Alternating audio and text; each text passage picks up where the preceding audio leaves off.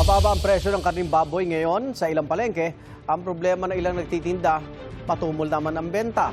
Kaya hiling ng isang agri-group ibalik sa 30% ang taripa sa imported na karne para hindi malugi ang hog raisers at pork vendors. Live mula sa Dagupan City, may unang balita si Sandy Salvacio ng GMA Regional TV. Sandy? Iga, nangangamba ngayon ang mga nagtitinda ng karne ng baboy at mga hog raisers dito sa Hilaga at Gitnang Luzon dahil sa tuloy-tuloy na pagbaba ng presyo ng buhay na baboy.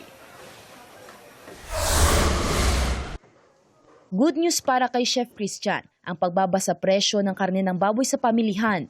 Mas na kami dahil mas kumikita pa kami. Pero kabaliktaran daw ito sa mga nagtitinda ng karne ng baboy sa Malimgas Public Market sa Dagupan City.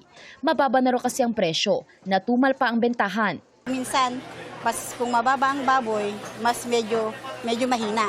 Pag mataas, malakas. Dahilan siguro sa mapagmura, may nagkakatay sila sa mga bahay-bahay, pinautang nila. Bumaba ng 10 piso ang presyo ng kada kilo ng kasim, pige at pork chop.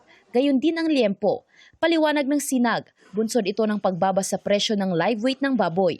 Ang dating nasa 195 pesos kada kilo na live weight price sa Northern Luzon, ngayon ay nasa 180 pesos kada kilo na lang. Of course, lugi na naman yung mga racers. Gusto nila ialaga siguro ng mas malaki para medyo yung gain in weight doon nila hahabulin. Nararanasan pa rin daw ang oversupply sa lokal na karne ng baboy. Bumaba rin ang presyo ng imported na karne ng baboy na bunsod ng oversupply. Hiling ng sinag sa pamahalaan, ibalik sa 30% ang taripa ng imported pork meat products para maiwasan ang tuluyang pagkalugi ng mga hog raiser at pork vendors.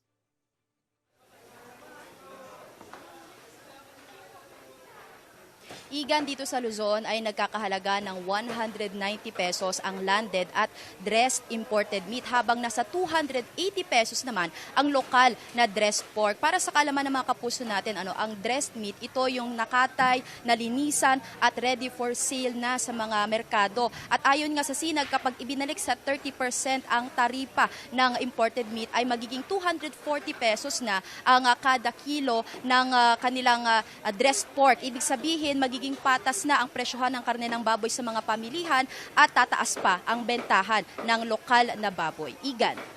Maraming salamat, Sandy Salvacio ng GMA Regional TV.